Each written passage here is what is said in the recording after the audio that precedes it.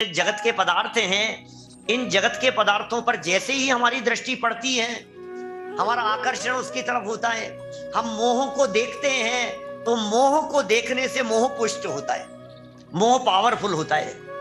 और जैसे ही मोह से दृष्टि हटी, ये मोह कमजोर पड़ जाता है। ये मोह को कमजोर करने की विधि है, मोह की तरफ देखना नहीं।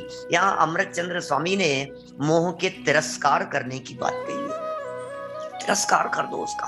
मोह जबरदस्ती हमारे घर में घुस गया है, ये मोह ने हमारे घर में अतिक्रमण कर रखा है। भाई साहब, अतिक्रमण तो हटना ही चाहिए, नहीं हटना चाहिए क्या? ये मोह का अतिक्रमण यदि नहीं हटेगा तो समझ लीजिए हमारी संपत्ति पर ये जबरन कब्जा करता रहेगा। ये मोह ने अतिक्रमण कर लिया हमारी चैतन्य संपदा के ऊपर। इसलिए अब क्या करें कि इस मोह के अतिक्रमण को हटाओ और अपनी संपदा में शांत चित्त होकर के अनुभव करते हुए विश्राम करो। ये मोह का तिरस्कार ज्ञान स्वभाव के माध्यम से होगा। पूर्वोक्त ज्ञान स्वभाव के द्वारा अन्य द्रव्यों से भिन्न, पर द्रव्यों से भिन्न आत्मा का अनुभव करने से, आत्मा का अनुभव करने से जो आत्मा जित मोह हुआ है, ओह, आत्मा का अनुभव करने से जित मोह हुआ है। हम किसका अनुभव कर रहे हैं? राग का अनुभव करने से राग का अभाव नहीं होगा, मोह का अनुभव करने से मोह का अभाव नहीं होगा। जिसने आत्मा का अनुभव किया है, भाई साहब क्या कह रहे हैं ये? आत्मा का अनुभव करने से, आत्मा का अनुभव करने से माने अपना अनुभव करने से, माने अपने आप को देखने से। देखो भैया, देखा जब अपने अंतर में, कुछ और नहीं, ये देखो तो सही। जब भगवान तेरे साथ में बैठे हुए हैं अंदर में, फिर तुझे किस बात की चिंता है? साक्षात तीन लोक का नाथ बनने की योग्यता वाला तत्व इस देह देवालय में विराजमान है, तुम्हें किस बात की चिंता है? ये मोह को जीतने के लिए कह रहे हैं, जब दृष्टि पड़ी प्रभु जी मुझ पर, तुम पर कि मुझ पर? मोहनाश की चर्चा कर रहे हैं तो तुम पर थोड़ी ना काम चलेगा। प्रभु आपके ऊपर दृष्टि देने पर मुझे स्वभाव का भान हो गया। फिर क्या हुआ? फिर दृष्टि पड़ी प्रभु जी खुद पर। अभी तक क्या हो रहा था? जब दृष्टि पड़ी प्रभु जी तुम पर, जब पड़ी तुम पर, फिर क्या हुआ? तब दृष्टि फिरी मुझ में खुद पर, मुझको स्वभाव का भान हुआ। सुख नहीं विषय भोगों में है, खुद को लख यह। आपको देख करके भी प्रभु तुमको लख यह सद्ज्ञान हुआ, और फिर खुद को देखा तो ये सम्यक ज्ञान हो गया है। ये क्या विधि बतला रहे हैं? ये तिरस्कार कर दो उस मोह का, पराजित कर दो उस मोह को, जीत लो उस मोह को।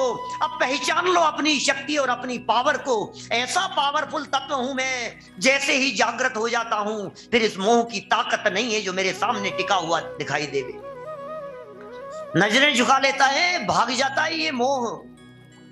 ये मोह टिक नहीं सकता है, ये स्वभाव सामर्थ्य का बल है भाई साहब।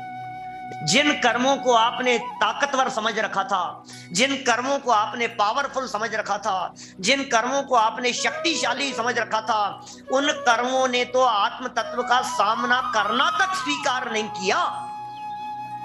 हम किसका सामना करेंगे? शेर सोया हुआ हो, जगते शेर को पकड़ो कोई, किसकी ताकत है जगते हुए शेर को पकड़ने की? जब ये जागृत होने के लिए स्वभाव सन्मुख होता है, देशना लब्धि को सुनकर जब ये प्रायोग्य लब्धि में प्रवेश कर रहा होता है, माने जागृत होने के सन्मुख हो रहा होता है, उस समय क्या होता है? बोले ये कर्मों की सत्ता, कर्मों की स्थिति अंत है कोड़ा कोड़ी सागर प्रमाण रह जाती है। थर थर थर थर झड़ झड़ झड़ झड़ झड़ ये कर्म झड़ने लगते हैं। ऐसी स्थिति है।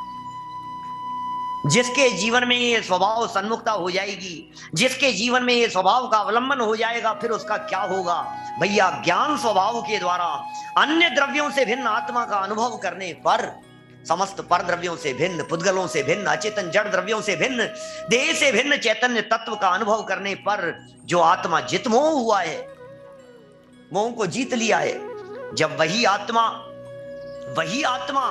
दूसरा आत्मा नहीं है, आत्मा वही है, वही आत्मा अपने स्वभाव की भावना का भली भांति अवलंबन करके मोह की संतति का, अरे मोह की संतति, ये जो मोह अनादि काल से चला आ रहा है, ये बहुत बुजुर्ग हो गया है, कितना बड़ा है, उम्र कितनी है इस मोह की, कितनी उम्र है।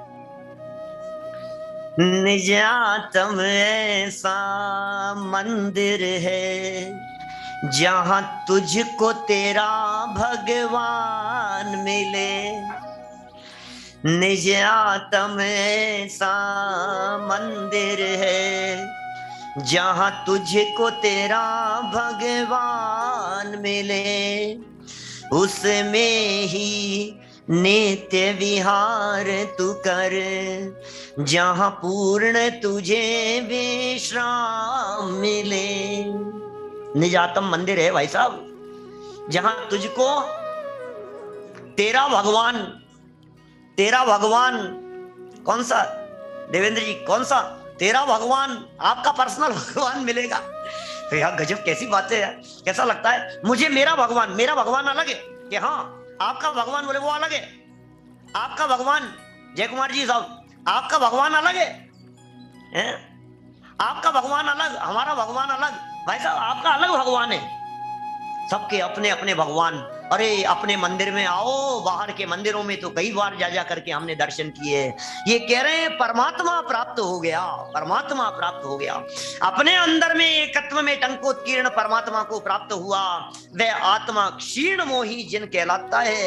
ये अनुभूति वाणी की मोहताज नहीं होती, अनुभूति ये अनुभव शब्दों का मोहताज नहीं है।